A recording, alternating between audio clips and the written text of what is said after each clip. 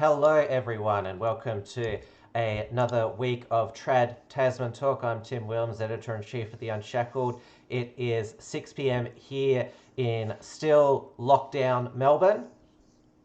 And it is 8 p.m. here in no longer lockdown Auckland. Because you got to go from alert level 2.5 to 2. So what does that mean? So level 2 means mandatory masks on public transport and limits on social gatherings to 100 people, and basically encouragement to maintain social distancing. But other than that, there are no actual restrictions. I suspect the 100 social gathering limit is fairly loosely enforced, and the mask on public transport is not actually enforced at all. So it's basically no longer in lockdown. You've got the New Zealand police, as you said, the educational approach. They're not doing what Victoria Police are doing, and also there was footage that went viral of a woman at a sports game in Ohio who got arrested and handcuffed for not wearing a mask. Yeah, and I've seen various other videos from various different states in America with people being dragged away for all kinds of offences, as long as it's not gathering for a BLM protest.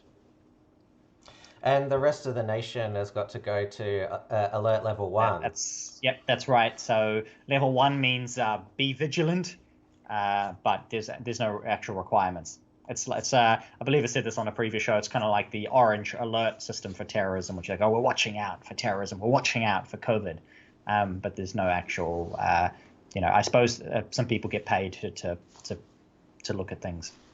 Because the virus could come out of a freezer like it did last month. Have they determined where they've not determined where it came from. It's that's why I said in the end we've stuck with an immaculate spontaneous generation situation. The virus spontaneously generated back in New Zealand borders, but they have ruled out the freezer theory, the frozen. What we had discussed as frozen chicken that turned out to be frozen peas turned out to just be spontaneous generation instead. So nobody knows how the virus mysteriously got back into Auckland. Nobody knows. That's right. And, nothing. No, they know nothing. Know nothing at all. And now we have got a few more mystery cases now, where basically somebody had been cleared from quarantine and tested positive and was put on a government flight back to Auckland. So these people were in Christchurch, and now several people connected to that flight have tested positive. And by the way, masks are mandatory on these flights as well. So clearly did not help the people sitting next to him at all. But they claim that it's all under control. We've had very few cases in the last week or two. So it's they basically admitted they've just got to go back to normal. So you're basically now at the New South Wales stage, which is open, but they find a new case every couple of days or so. Yep.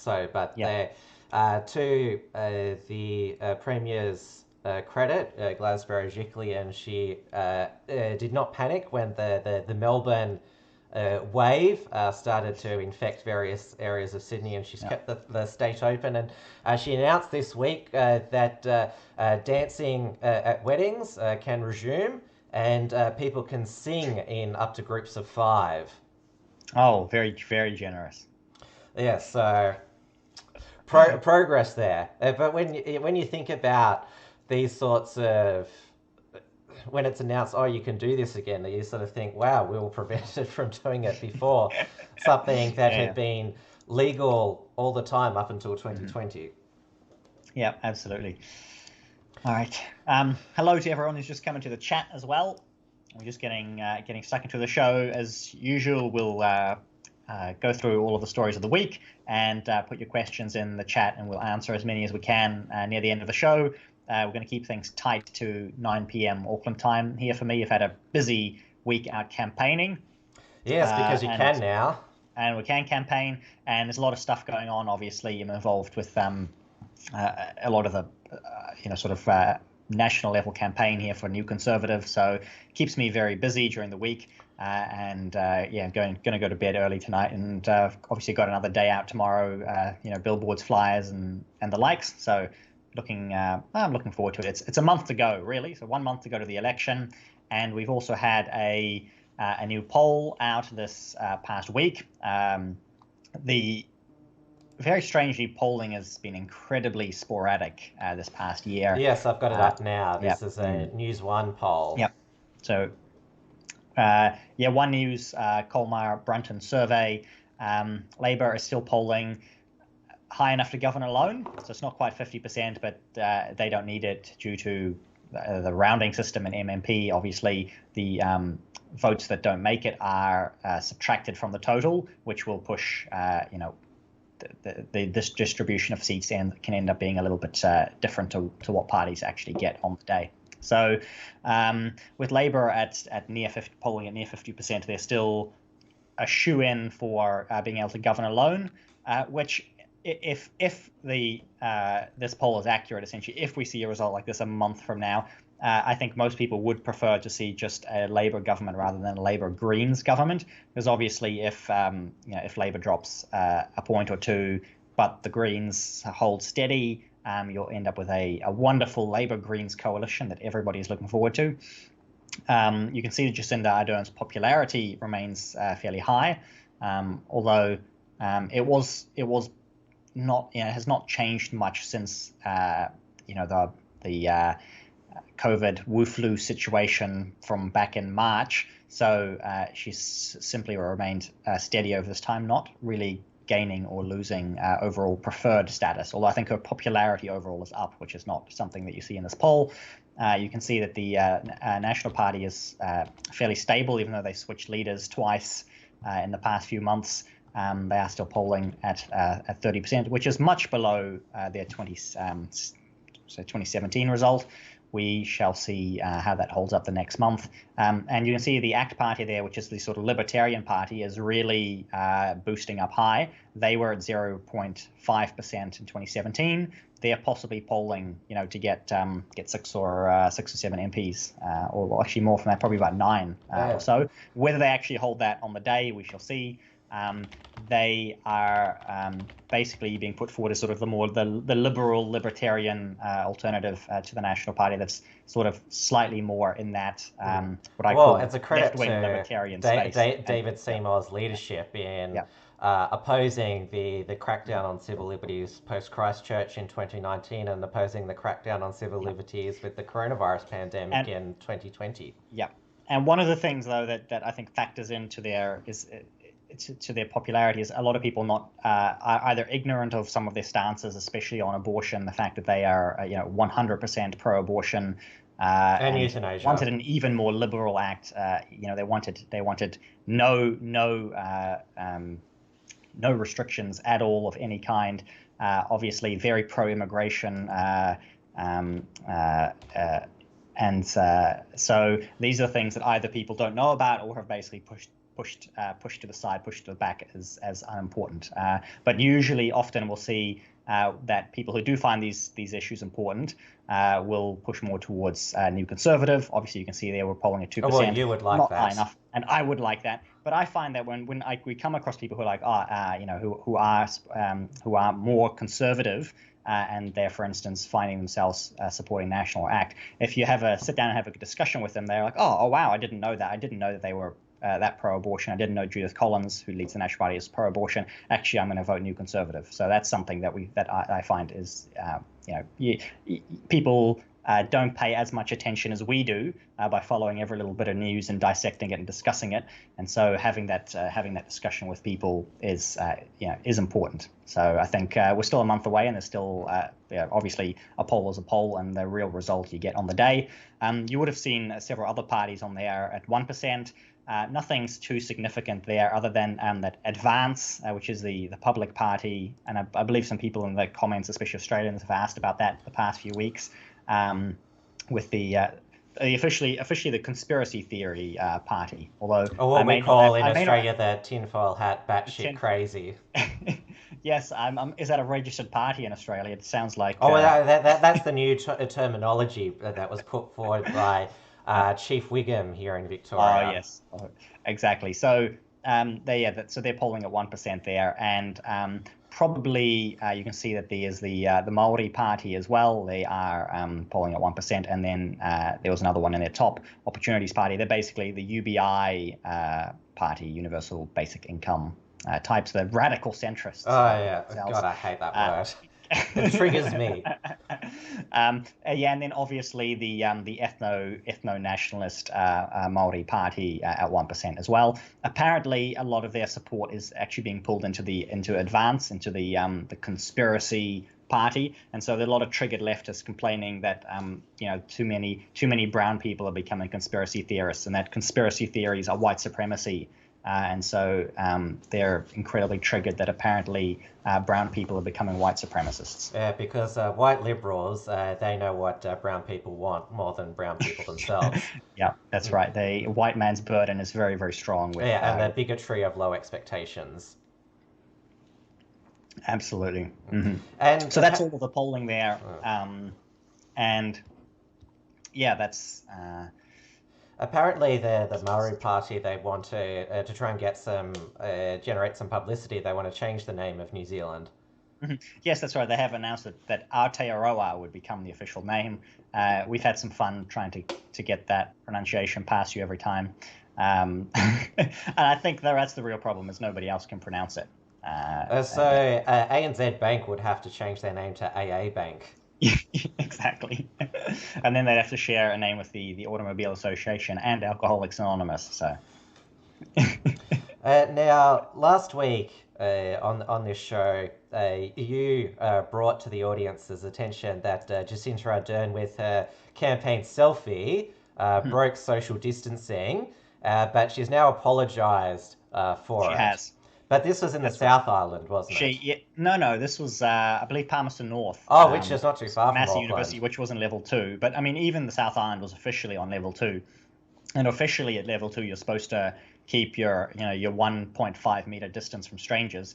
But her apology was incredibly condescending. Where she's like, "Oh yes, people, I should have told them to stay back. I should have, I was looking the wrong way and I didn't see how close everyone had gotten to me, and I should have paid, told the commoners to keep their distance." Sort of style where people are just so enthusiastic, but of course, rather than just owning it up and saying, "Yeah, who cares?" Obviously, she wasn't going to do that because she's the one who put the rules in place. But that was the actual response. Like, nobody cares about the distancing. So, as we know, both in Victoria and Western Australia, governments can just pass laws or try and pass laws to exempt themselves from their own laws.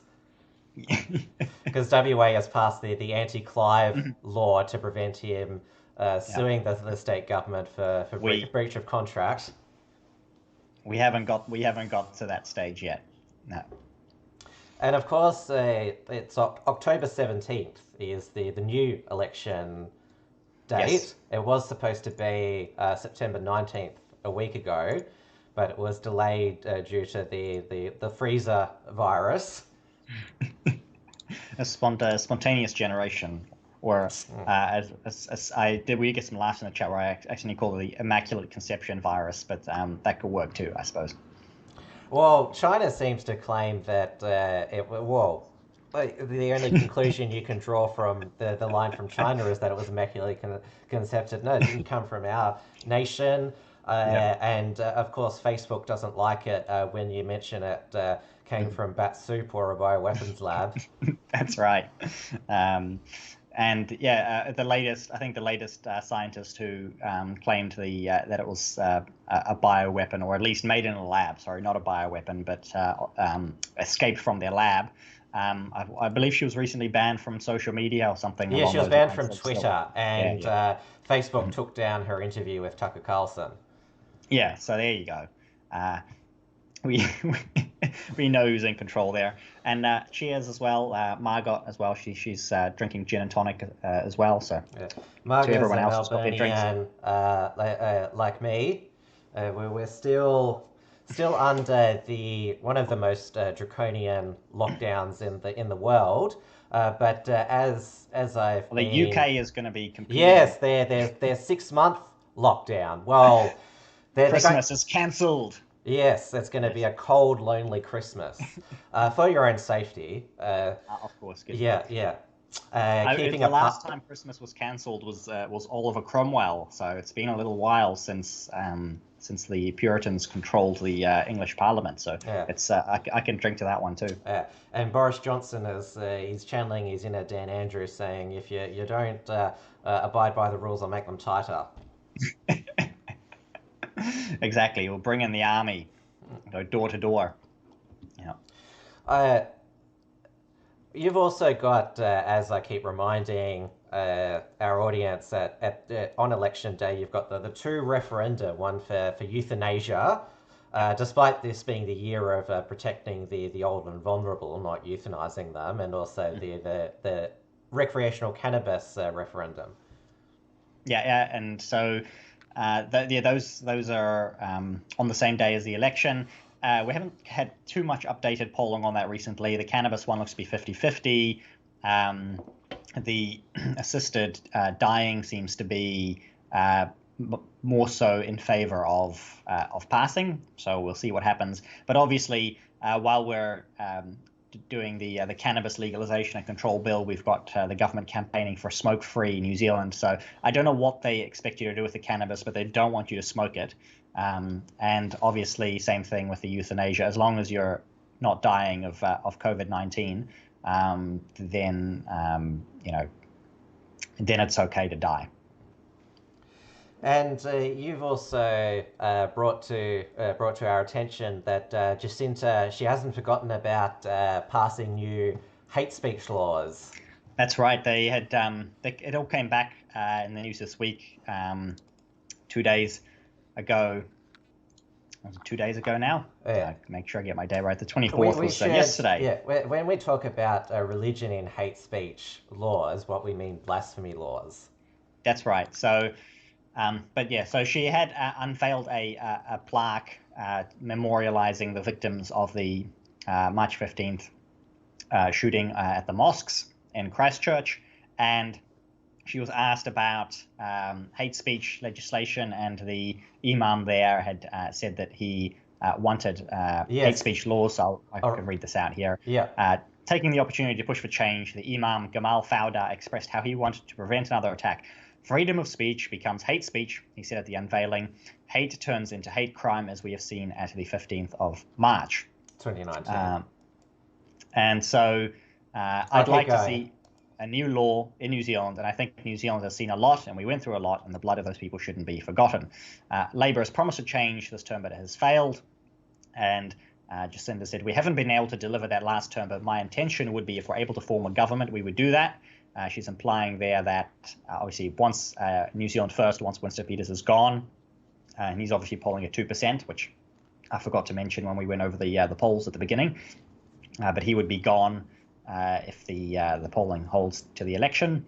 And she carries on here saying, religion hasn't been included in that, and it's my view that does need to change, and that would be our plan if we were privileged enough to form government again. And I'll cut across to her quote at the end here, saying that if it gets a chance to broaden our hate speech laws, Labour wouldn't stop with just religion. Ardern said, yeah, when News Hub asked if sexual orientation, age, or disability could be included. So if you criticize religion, sexual orientation, age, or disability, you could be committing crimes in New Zealand. What about gender and gender identity? So if you're a tranny, you're out of luck, I think. Yeah, don't say that word. The only criteria they claim here is this is grounds for discrimination is color, race, or ethnicity at the moment, and that's discrimination. But yeah, so there's no protection at all if you're a tranny. Sorry, you can still be insulted. Well, last year in Victoria, Fiona Patten, the Reason Party MLC crossbencher in the Victorian Upper House, proposed the Racial and Religious Tolerance Amendment Act, which would expand the Racial and Religious Tolerance Act, which Blair Cottrell was convicted under Section 25(2) of inciting severe contempt, revulsion, or ridicule of a class of persons over that the Bendigo mock beheading stunt. Fiona Patten wants to expand it to include gender identity, sexual orientation, age, and disability. And the Labor Andrews government, because Fiona and the Andrews government are quite chummy together. She voted for the 6-month extension to the state of emergency. She said at the moment she won't vote for the COVID omnibus bill in its current form. She'll offer amendments to the provisions which allow the government to appoint any authorised officer who could detain someone indefinitely if they're considered a risk to public health. So she said she won't support that in its current form. So I don't know what amendment she's got in mind. That but a limit of 100 years should do it. Yes, because she got the Daniel Andrews initially proposed an extension of 12 months to the state of emergency powers, but she negotiated it down to a one-off 6-month COVID extension, and that was of course before Dan Andrews announced his slow roadmap out of lockdown, which we're due to take the next mini step on Monday, September 28th, because our 14-day new case average, that's the new metric now. For metropolitan Melbourne, it's 25.1. We had 14 new cases today, and for regional Victoria, which has already had some relaxation, is at 0.8. So we'll be going from stage 3.9 to stage 3.8, which means that you'll be allowed to gather in groups of 5 from 2 households, but only for 2 hours per day. The 9 p.m. curfew stays in place, so does the 5-kilometre limit, and only outdoor swimming pools are allowed to reopen. So is it actually called 2.9 and 2.8, or are you? That's what just I've called it. Though Dan Andrews has said, since we're going so well, he might look at relaxing more restrictions, but don't get too excited because we're not going to open up on Monday. But he said he's going to decide late Saturday night. So we'll have he's done over 80 daily press conferences now. So we'll have another Sunday Dan decision day where we all have to tune in to decide how much more freedom he's going to grant us. Our sort of largest National Party blog, Liberal blog, basically did a post today about how even bad leaders are popular, citing the approval ratings that Dan Andrews has, basically saying if you screw everything up and let 600 people die and can't control your borders properly, then everybody will still love you. So that's tying it into the New Zealand election, saying, this is how hard it is for the New Zealand opposition to get anywhere because just imagine if even if Jacinda stuffed everything up, she'd still be loved just as much as Dan Andrews. Well, she stuffed a lot up, but it's not apparent as yet because she's only in her first term. That's the important thing, though. But Dan Andrews has apparent and rather openly stuffed things up. But I think a good response to this is to say that there is no real opposition in Melbourne, right? They've started to. But there's no alternative. People wondering, why do people still love Dan Andrews? Well, they're not presented with any alternatives. There's nobody providing a different vision, at least not that we can see. The Victorian Liberal opposition has significantly improved over the past 6 months. The fact that Dan Andrews has turned Victoria into a blend of a nanny state and a police state has finally put a firecracker under the state opposition now. They're finally being noticed now, which is a significant improvement, doing a lot of media. This week we had the grand final week of the hotel quarantine inquiry, which a lot of people, including myself, have mistakenly referred to as a judicial inquiry. It's not. It's a board of inquiry, which basically means the inquiry has no subpoena powers and can't compel witnesses to give testimony, and there's no consequences for lying to this board of inquiry.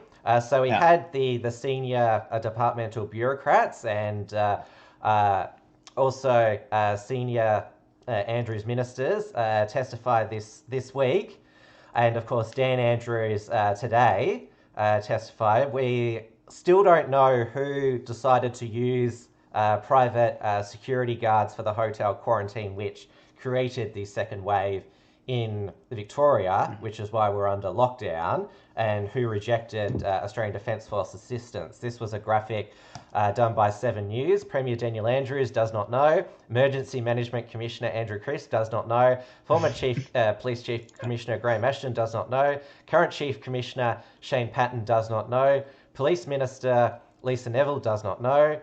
Health Minister Jenny McCarkos does not know. Chief Health Officer Brett Sutton does not know. Deputy Chief Health Officer Dr. Annalise Van Diemen does not know. So they don't know. They know nothing. So clearly they hear nothing. Somebody on Twitter said clearly the private security companies, they contracted and paid themselves and rocked up to the hotel quarantine to do the guarding.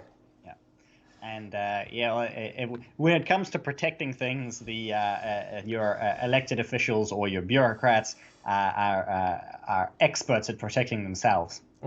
There seems to be an outbreak of amnesia virus in the upper echelons of the Andrews government, and I'm not sure if this is common practice in New Zealand. What do you have? Commission of inquiries or? We have royal inquiries, which is the only thing that, and I do believe they have some teeth. But usually, what we have, for instance, we're still waiting to hear back on the royal inquiry into the March 16th terrorist attack, unless we have heard from them and it was so uneventful that I didn't hear about it. But to my knowledge, they haven't actually reported anything back yet. And it'll be after the election, after it doesn't matter anymore, basically. And so same thing with any inquiry into the COVID-19 response, whether we had the appropriate reaction to the Chinese virus and the CCP destruction of our economy. That all of that will wait until after the election, and usually they will report some decent findings, but then there's no real way to act on them if the timing is controlled right. There will never be any repercussions. So this was a cartoon by Mark Knight in the Herald Sun today, which is a new mutation of the coronavirus has been found, which causes Victorian public officials to suffer memory loss, and this is obviously the COVID COVID cell here, and it's got all the various ministers here, and he always has this Mark Knight, this pig in the corner who suggests things, and it says, "Pray for a vaccine." So Daniel Andrews took the stand today at around 2:30 p.m. Melbourne time, and I've got a photo of it here. Now, despite him not being compelled to tell the truth, meaning that there's no consequences, he still decided to swear on the Bible to tell the truth, the whole truth, nothing but the truth, so help him God, because he is a Catholic, even though he's shut down all the Catholic churches. And his Victoria police did whatever they could to wrongly convict Catholic Cardinal George Pell of historical child sexual abuse. But yeah, he's a Catholic, and so is his Deputy Education Minister, James Merlino, who helped oversee the Safe Schools program with Ros Ward, that cultural Marxist. Yeah, and so this is the meme that was put around this afternoon. Experts amazed the Premier didn't spontaneously combust when he touched the Bible. Appropriate. Yeah, I watched most of it. It was very tedious, to get through it. It was certainly better, though, than his daily press conferences, because answering questions from a counsel assisting an inquiry is a bit different from answering questions from journalists. Yeah. And so this is what 7 News has written: Victorian Premier's bombshell admission at hotel inquiry. Dan Andrews told the hotel quarantine inquiry he does not know who made the decision. I do not know who made that decision, he wrote in a submission. I expected that there would be a mix of different personnel playing different roles in the program, including members of Victoria Police. But the way in which that decision was to be implemented, including the mix of personnel that was to be engaged in their respective roles, was an operational matter. Yes, the old operational matter line that gets trotted out in New Zealand as well with by any ministers when they're asked to take any responsibility. Well, that's an operational matter. We don't concern ourselves with those little things. And it said, following a National Cabinet meeting on March 27th, he told reporters police, private security and all of their health team will monitor compliance in a much easier way. Told the inquiry he's not certain why he mentioned private security at that point in time. And the inquiry heard the decision to hire private security guards wasn't made until a meeting at the State Control Centre at 4:30 p.m. And he said, I can't clarify you or outline for you why I chose those 3 groups. I'm afraid I tried to search my recall of this. That's the most common thing at these commissions or inquiries. I can't recall. I can't remember. I can't recall. Yep. Yeah, I can't provide you with details as to why they're mentioned and others aren't. In his statement, the Premier said he had no view on the appropriateness of using private security as the front line of security. And he also told the inquiry hotel quarantine program was an appropriate response to deal with the very significant risks. At a time when we were trying to buy time to prepare a health system, which we now know he didn't prepare the health system, at a time when they were expecting things would unfold, much like they had in some other parts of the world. In his statement, Mr. Andrews states, Jenny Makakos and the Department of Health and Human Services were primarily responsible for the running of the program, so essentially threw her under the bus. Ms. Makakos, she told the inquiry there was shared accountability between her department, Jobs Minister Martin Bakula's department. This is what he said: at the start of the program, I regarded Minister Makakos and Minister Bakula as responsible for informing Cabinet about and seeking Cabinet endorsement of the initial overall service model and costing that had been determined of the program. I then regarded Minister Makakos as accountable for the program, but he regards himself as ultimately accountable for the Victorian government and any decisions made about the structure and operations of the program. Mr. Andrews is the final witness before the $3 million inquiry headed by retired Judge Jennifer Coate. He's being represented by 3 lawyers, Stephen O'Meara QC, Kathleen Foley and Olive Cloak. And Victoria's second wave of coronavirus has resulted in more than 18,000 new infections and 750 deaths, can be traced to outbreaks at 2 Melbourne hotels used in the quarantine program. So it'll hand down its final report on November 6th. So I don't know if in that time they'll be able to figure out who made the decision.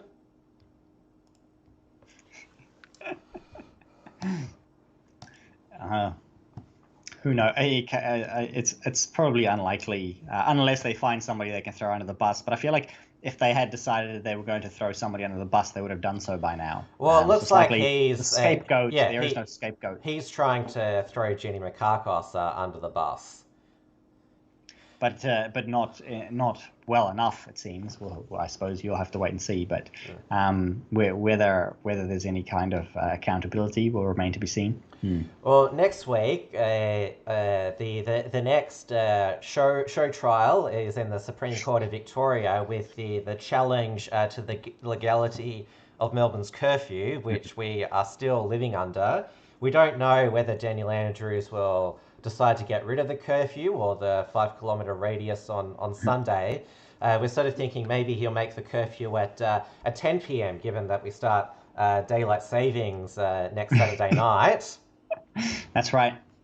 And on that actually subject quickly, we start daylight savings tomorrow, I believe. So next week's show will likely push back an hour later New Zealand time. and then we'll sync back up again, I suspect is what's going to happen. Although some health experts have said that daylight savings should be cancelled due to increased coronavirus risk. Even Dan Daylight savings causes coronavirus, or it puts you at greater risk of coronavirus. Even Dan Andrews thought that was absurd. That's disappointing. It sounds like one of the least absurd things I've heard recently. Yeah, I'm shocked that he didn't take the opportunity to interfere with our lives more. I know. You know, it could save lives. Cancelling daylight savings could save lives. So that's why it should be done. Well, it's why Western Australia doesn't have daylight savings, which means during summer they're always 3 hours behind because, well, they've kept rejecting it at referendums because apparently daylight savings can cause the breakdown of civil society and family life. Yeah, that's the thing. I do feel, and I'm just checking because somebody in the chat is asking, is daylight savings start tomorrow? It starts Sunday, the 27th. Oh, yeah, you got to turn your clocks forward by an hour at 2 a.m. Is it 2? I think ours is at 1 a.m., but I could be wrong. Oh, it's always 2 a.m. in Victoria. It is 2 a.m. I see that here. So, when local sun time's about to reach Sunday, 27th, 2 a.m., it's turned forward 1 hour to 3 a.m. Okay. Sunrise and sunset will be 1 hour later than on the day before, just so that you know, just in case you're confused about when the sun is coming up. I actually am kind of a fan of daylight savings because it means. Am I. It's I don't find it that much of a problem. You want the middle of the day to be kind of closer to the middle of the day anyway. But yeah, who knows. Well, that's not really what it does it? But anyway, it's when you're walking home from work in the dark or whatever, it's much nicer to have a bit of extra light, and obviously being able to do stuff outside later in the evenings. I much prefer that. But I know plenty of people really hate daylight savings, so let us know in the chat. Look, all it does is just shock your body clock for an hour once a year. It can do, but I find it something especially because, and if you've got young people who have young children will understand, but the children, they tend to sync up with the sun anyway. And so what's happened during these past couple of weeks is that they've been getting up earlier and earlier and earlier. So when daylight savings happens, they get pushed forward an hour, which kind of brings things back to normal, and they actually don't get up at try and wake you up at 5 or 6 o'clock in the morning, although that doesn't always last that long. But they will, it gives you a little bit of breathing room as a parent, which is nice. Yes, you've got the three little ones who during the pre-show are quite loud. Yeah, there was only one of them that you could hear. I usually try and put the two oldest ones to bed before, but I understand if we had the children running around here during the show, you wouldn't be able to hear us. Oh, but it's 2020, the current year. There's been so many live crosses that have been from homes of children interrupting. I still remember last year people were laughing at that one BBC presenter who had his kid. Yeah, he was actually. They actually brought him back this year to talk about what's it like working at home, and they actually had his whole family there because hey, this guy was doing it all and had the family interrupt before it was common. Who would have thought? Very good. All right, I'll get back to talking about the curfew challenge because that's right. The state government fought tooth and nail to conceal the advice they relied upon to implement the curfew because they received legal advice, the Victorian government, from their own lawyers that imposing the curfew could be illegal. It could be in breach of human rights. Oh, no, that's not possible. Yeah, so the Supreme Court has compelled the state government to provide this advice. So it's being this challenge is being launched by Mornington Peninsula Cafe owner Michelle Laio.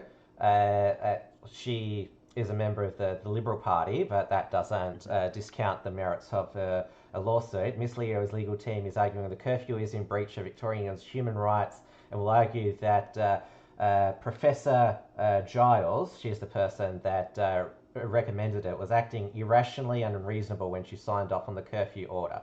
They argue Victorians were subject to arbitrary detention on being ordered inside from their homes from 8 p.m. to 5 a.m. each night, loosened to 9 p.m. to 5 a.m. on September 14th. Bombshell legal advice was revealed in a pre-trial directions hearing for the case for the trial that begins on Monday. Meanwhile, Judge Timothy Jaini will decide if key data Professor Giles said she used to come to her decision to extend the curfew will be released. Because it's been well established it wasn't a recommendation of the Chief Health Officer, Dr. Brett Sutton, or the Victorian Police Commissioner, Shane Patton, even though Daniel Andrews has said that it was to assist police with enforcing the lockdown, though despite the fact that we've been in some form of lockdown for the past 6 months here in Victoria, I'm shocked that criminals aren't abiding by the rules because it was revealed by Deputy Victoria Police Commissioner Rick Nugent. We haven't heard from Assistant Commissioner Luke Chief Wiggum Cornelius for a while. As you can see, that's Rick Nugent there. He looks a much more sort of like normal... Less donuts. Yeah. Fewer donuts. Looks like he could actually, do the beep test. Yeah, so Victoria's offence rate was up 6% to the year end of June. That only includes the first lockdown compared with the previous period. So they're launching a Operation Alliance, a statewide anti-gang strategy to target the changing face of youth crime, because there's still been car thefts, aggravated burglaries, the home invasions, robberies, and the assaults, even though, as Daniel Andrew would say, it's not safe, it's not smart, it's selfish and stupid. Yes. Yeah. Human rights. Don't forget that at the beginning of the pandemic, the left progressives were urging governments to empty out the jails because of coronavirus spread. Yeah. Oh, exactly. Oh, what? The crime rate went up. That's not possible. People are we told everybody to stay home and save lives. How could that possibly be happening? Meanwhile, and we took away all of these human rights, and for some reason, criminals are still doing their thing. How could that be possible? Meanwhile, family violence offences have reached a new record during the lockdown. That's given tragic. That perpetrators and victims are forced into lockdown homes together. There's more mental health presentations at hospitals now.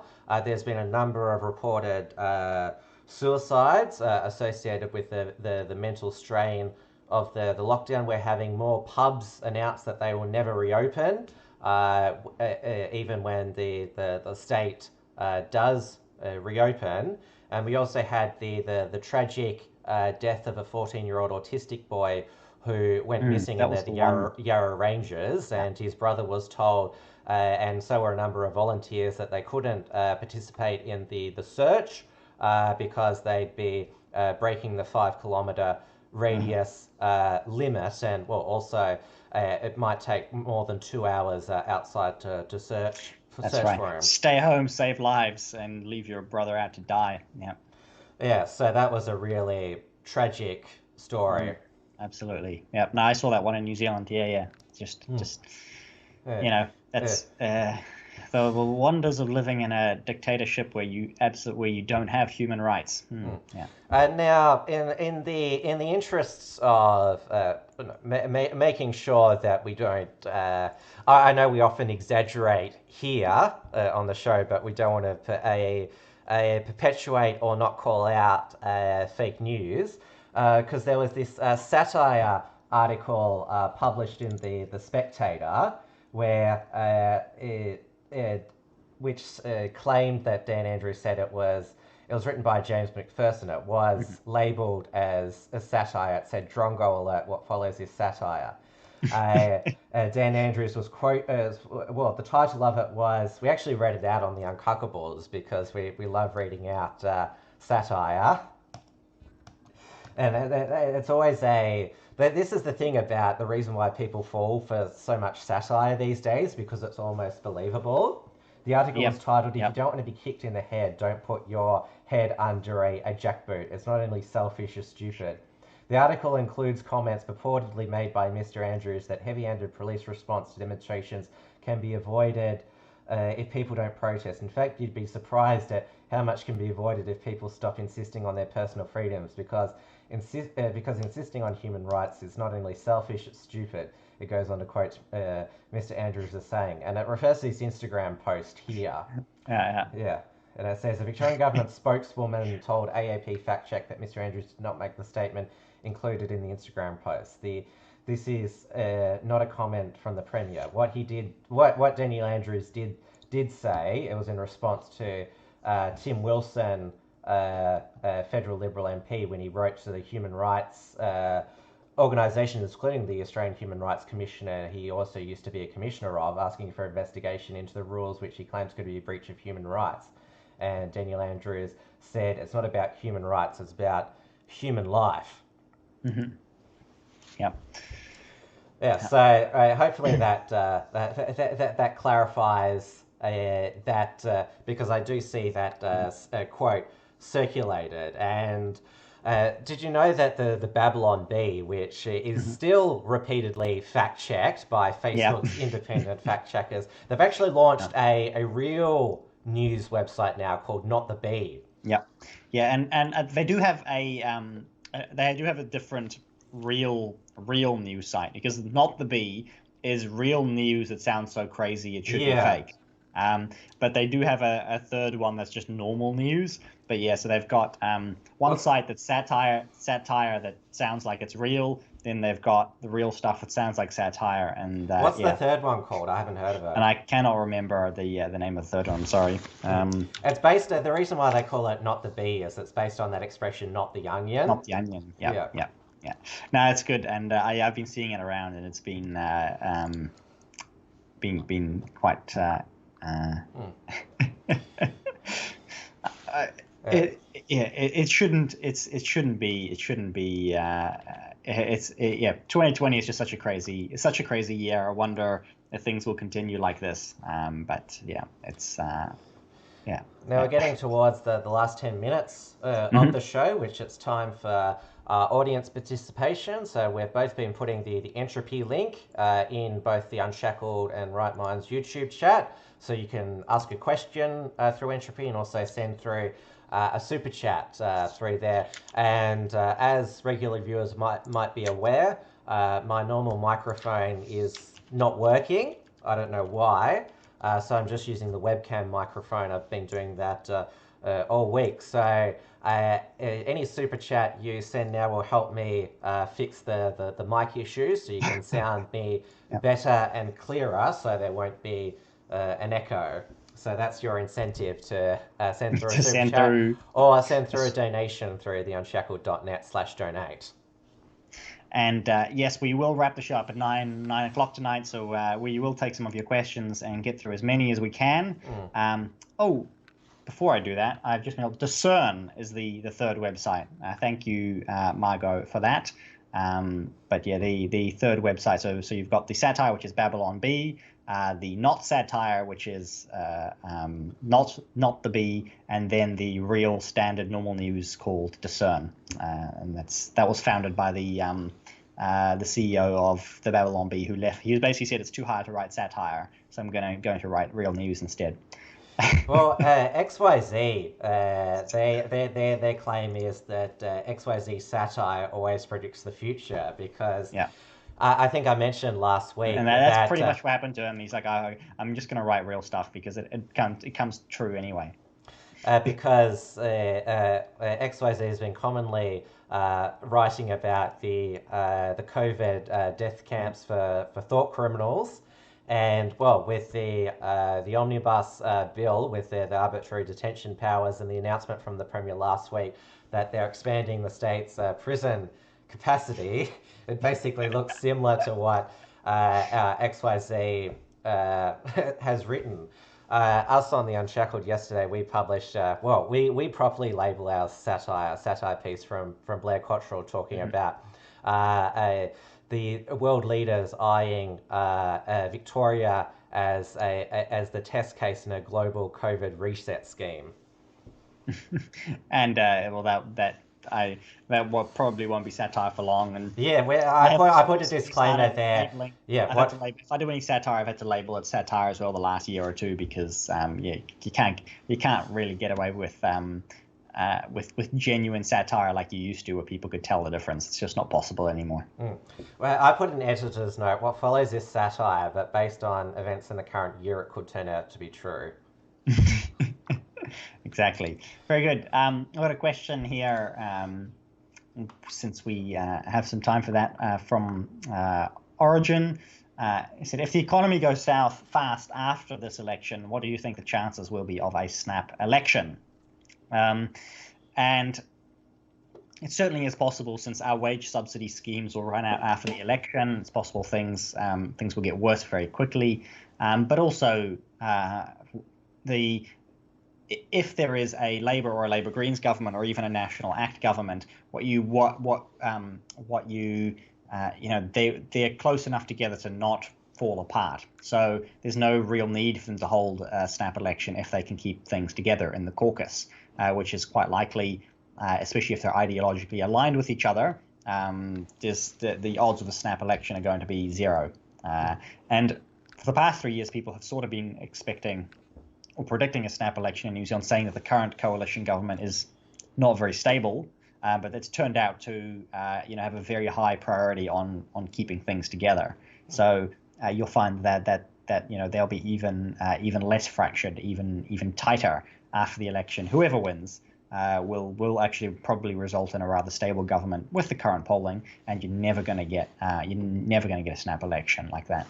Well, New Zealand's never had any snap elections. Muldoon. That was like 6 months early, which is hardly like a snap election is like halfway through a term. That's how we interpret it in Australia, or like Theresa May's snap election in 2016 when they just had an election in 2015. But yeah, you're right then, in that compared to other countries, we don't have snap elections, and the closest thing we've had to a snap election was an announcement made by a prime minister while he was probably drunk. So yes, yeah, he was asked, "Oh, that doesn't give you much time for an election." And his response, "Oh well, it won't give my opponents much time either." He was the last socialist prime minister you had up until the current one, even though he was a National Party prime minister. Even compared to the current one, Robert Muldoon was basically the last genuine, like the sort of before what they would call neoliberal prime ministers. Even Jacinda Ardern would be called a neoliberal by those on the left, I think. So he genuinely was the last truly socialist prime minister. Oh, yeah, and almost every aspect of New Zealanders' lives was controlled under his prime ministership. Absolutely, it was, and people remember it fondly. So who knows? Maybe I don't want to make any predictions for the next few years, but who knows? Yeah. Now we talked about New Zealand's shock economic retraction last week of 12% of GDP. Who knew that shutting down everything, including KFC, would lead to that?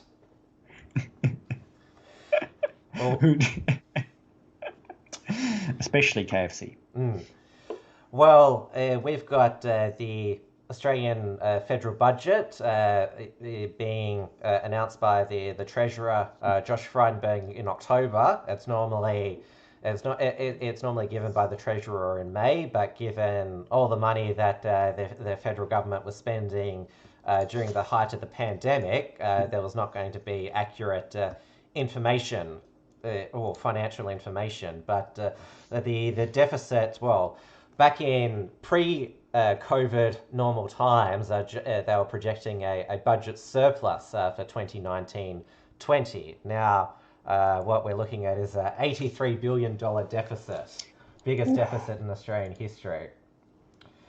So which is 4.3% of GDP. Although that, at least compared to the amount of borrowing and deficits we're running, we're probably running very similar to 4% or more. So. And the Morrison government, they've confirmed this week. They're adamant that JobKeeper, the wage subsidy, will end in March next year, and it is going to be cut quite long. At the end of this month from $1,500 a fortnight to $1,200. Basically, they're setting this.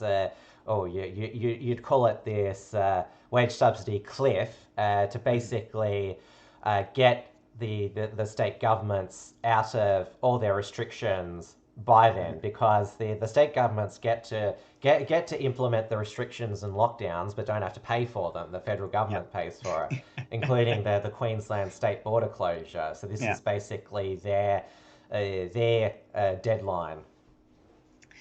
You see Margot mentioning here so many people going to lose their homes, and how many people have frozen their mortgages, which is something we talked about on the a couple of weeks ago here for New Zealand, because we had the numbers that at least 7% of New Zealand mortgages were either frozen or in arrears. If they don't, and the job numbers are not really showing that people are getting jobs back, right? Which means that as soon as those schemes end, it's over for these people. And 2021 is going to be the economic reality hit. And because as I just mentioned, the list of pubs in Melbourne who've announced that they're not going to reopen, that's going to grow. There's been a lot of retailers Australia-wide who said they're going to be shutting down their stores, just going to online shopping, or that new term click and collect, contactless delivery. And the thing is, walking into shops now is annoying. We still have some, and especially the countdowns tend to be woker, which is Woolworths, owned by Woolworths, tend to be woker than every other business. And so you have to sign in, basically. I went to a countdown in the city, and you had to sign in to be able to get inside. Oh, the QR code. Business. Yeah, or write your name in the book. Meanwhile, you get on the trains on public transport where you're legally obligated to be wearing a mask, for instance. There's no enforcement there. Nobody will stop you. But you want to walk into a countdown, you want to walk into a shopping, a shop, then they're far more likely to have some kind of weird requirements.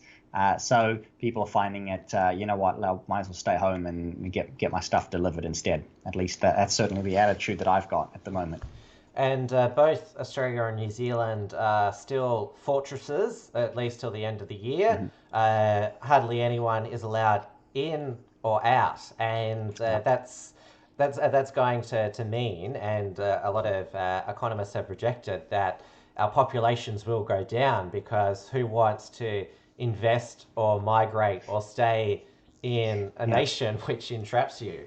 Well, actually, don't mean to finish on some bad news, but we actually had Jacinda Ardern announce today that while the borders are closed, we're still accepting refugees in New Zealand, because we have international obligations to take refugees, even though our borders are closed. So the supposedly non-binding UN Compact for Migration that we signed up to is obligating us to keep accepting refugees, even though we're in the middle of a pandemic lockdown.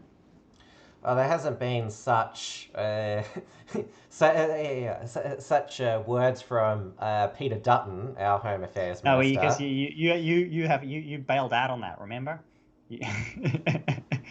Australia bailed out of the UN migration agreements for good reason, obviously, which means you have no such obligations. But yes, here in New Zealand, our government has decided that even though the borders are supposedly closed and nobody is allowed to come in, the refugee program has to keep running.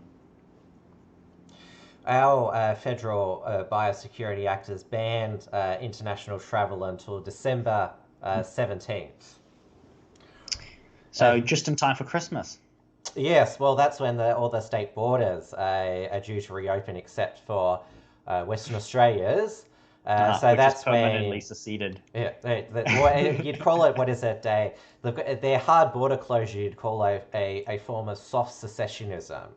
I'm sort of thinking that maybe WA should, if they do want to permanently secede, adopt the independence model that the Cook Islands has with New Zealand. Mm-hmm. Yeah. Which is New Zealand takes care of Cook Islands foreign and defence, and they do the rest. Yeah, pretty much. And obviously they get free passports and get our money, and those are the other benefits they get. And for the rest, they can do what they like. Mm-hmm. So it's going to be, as people say, a summer like no other. We'll see if the predicted exodus from Melbourne and Victoria happens during that period, because, well, if there's no vaccine, then you wouldn't put it past another winter lockdown, as the UK is doing at the moment. Yep, for sure. Last question before we wrap up the show. I see here from Emma. What is the new Conservative Party immigration policy, which is a net zero immigration policy? So essentially what we have now, although we're still, because of the influx of returning New Zealanders from third world countries, and for some reason we seem to have a lot of them there, we would basically cap immigration at a net zero rate for however long it takes for us to actually build more housing and infrastructure, so that we don't have the housing crisis that we're in now, which is in fact only getting worse, because it's the only thing that people are putting money into, because your house is not going to walk away when the rest of the economy is vaporized. Well, as I'm predicting, and a lot of others are predicting, at least the Victorian housing market will suffer a plunge, and so we're likely to have a negative net immigration next year. Yeah. But it's possible for people to leave and to move more rurally as well as possible. But in New Zealand at the moment, we're seeing house prices continue to soar at unprecedented rates, because we just have not enough houses, too many people, and that's the problem. Sydney Watson, she was active in the Australian anti-SJW scene. She's dual Australian American. She's back in America and is no way coming back to Australia given what's happened this year. Katie Hopkins, I don't think she'll go back to the UK. She's out in the US now, campaigning for refugee Trump. Status. Yeah. So, she needs refugee status. I wouldn't blame her for never going back. No, I wouldn't either. With the way things are going there, I don't think I would ever go back to the UK either. Who knows? Maybe another holiday one day, but that's still at least a decade off, I think, before we get the vaccine. Before the vaccine comes, it'll be 10 years. So we haven't heard anything else from the Oxford vaccine. I keep saying it every time people come up with their the vaccine's so close. No, it's not. That's the answer. No, it's not, and it's not coming. So we shall see. We live in interesting times, and we will be back next week at the usual time in Melbourne, but at the later time of 9 p.m. in Auckland, because daylight savings starts on Sunday, 2 a.m. So don't forget to move your clock 1 hour forward if you live in New Zealand, and then we'll see you at 9 p.m. New Zealand time next week. But your iPhone or whatever else, that'll just do it automatically. Yeah, you only have to do it if you're old school watches. I can't even. If you've got a grandfather clock. Clocks. Yeah, exactly. So that's me. I've got a lot of clocks around the house that I have to move forward. And of course, we'll be doing a special New Zealand election night special, which will be Saturday, October 17th, which will be 5 p.m. Melbourne time, which is because it's 7 p.m. New Zealand time when the polls close. That's right. And we will probably replace the Friday show with that Saturday special. And we'll let you know, likely, again, because things have been so volatile in New Zealand, basically all the campaign events, at least the large gatherings, have been cancelled. So we're likely to continue doing the show on Friday for the next 3 or 4 weeks until that time. So thank you everyone for watching. It's been really good to have you on the show. You can go to rightminds.nz for any of my content, which I haven't had any of in months, but who knows. I'm actually back on public transport at the moment, which is usually where I do most of my writing. And actually, maybe next week, ask me about public transport next week. Sometimes I forget, which is why I know that it's not really that compulsory, because nobody asks you if you forget. So anyway, I'll talk more about public transport next week. Because we'll still be in level 2. So that's it from me. And any closing comments from you, Tim? Oh, well, as always, who knows what tomorrow's COVID numbers will be, and who knows what Dan Andrews will decree on Sunday. We can only wait. Our lives depend every day on his daily announcements or pronouncements. So. All right. Well, good night, and everyone stay safe and free if you're in New Zealand, and if you're in Melbourne, just stay safe because you can't be free. Yeah, stay sane and stay happy. That's what I say now. Good night. Good night.